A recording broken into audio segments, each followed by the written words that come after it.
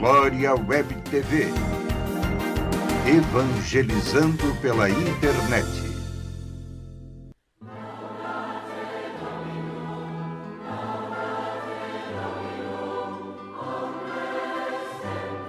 Caríssimo irmão, caríssima irmã, hoje iremos refletir sobre o ministério litúrgico dos instrumentistas. Para tanto, faremos uma breve apresentação pontuando alguns referenciais históricos, de acordo com Frei Joaquim Fonseca, em seu livro Quem Canta o que Cantar na Liturgia, bem como o que nos diz os principais documentos da Igreja sobre música litúrgica. A tradição bíblica valorizou de forma extraordinária o uso dos instrumentos na liturgia. A tradição cristã, no início da Igreja primitiva, nem tanto. A época patrística, que compreende os 5 primeiros séculos da era cristã, era contra o uso de instrumentos. Os instrumentos eram vistos pelos padres como símbolos da vida pagã, estigmatizada pela idolatria e pela imoralidade, mas mesmo assim, os santos padres nos deixaram uma expressiva e edificante literatura sobre os instrumentos musicais. Prova disso são seus comentários e interpretações alegóricas, principalmente ao se referirem destes junto aos salmos, onde citavam em seus comentários o uso da cítara e da lira, associadas à atuação do Espírito, visando assim unificar a comunidade que canta. A figura de Cristo aparece como o músico que realiza a união artística dos sons das diversas cordas da lira, e na cítara é o próprio Cristo ressuscitado.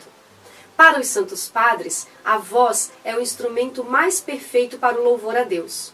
O canto puro é superior ao som de qualquer instrumento feito pelas mãos humanas. No início do século XX, Pio X, em seu motu próprio, admite o uso do órgão na igreja, tolera alguns e proíbe outros. Pio XII, em sua encíclica Música Sacra Disciplina, elogia o uso do órgão e admite, por exemplo, o uso de violinos, mas se manifesta quanto ao uso de instrumentos tidos como rumorosos, barulhentos, que são destoantes do rito sagrado e da gravidade do lugar. Com a constituição da Sacrosancto Concílio, o órgão de tubos é classificado como o mais apropriado para a liturgia e é admitido o uso de outros instrumentos. A Sacrosancto Concílio número 120 nos diz: tenha-se em grande apreço, na Igreja Latina, o órgão de tubos, instrumento musical tradicional e cujo som é capaz de trazer às cerimônias do culto um esplendor extraordinário e elevar poderosamente o espírito para Deus e as realidades supremas. No culto divino, podem ser utilizados outros instrumentos, segundo o parecer e o consentimento da autoridade territorial competente, contanto que esses instrumentos sejam adequados ao uso sacro ou possam a ele se adaptar, condigam com a dignidade do templo e favoreçam realmente a edificação dos fiéis.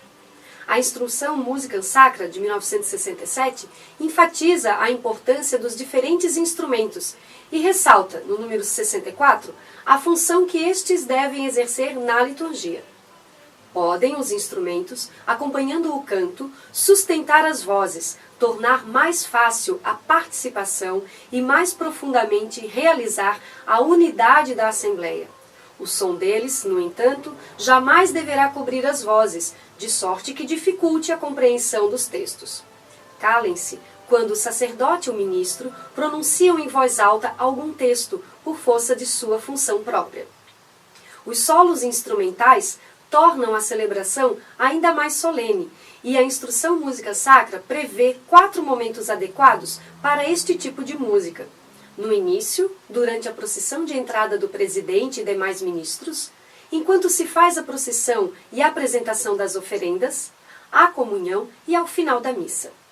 Vale ressaltar o que nos diz o estudo 79 da CNBB, número 269. Tocar um instrumento musical exige atitude espiritual, ainda mais quando se trata de uma celebração litúrgica. Portanto, o instrumentista, como ministro da celebração, deve estar profundamente envolvido na ação litúrgica por sua atenção e participação. Concluindo, destacamos 3 aspectos apontados por Frei Joaquim Fonseca. Os instrumentos musicais são importantíssimos, pois além de sustentar o canto da Assembleia, dão caráter festivo à ação litúrgica. A sacramentalidade da voz humana está acima de qualquer aparato externo.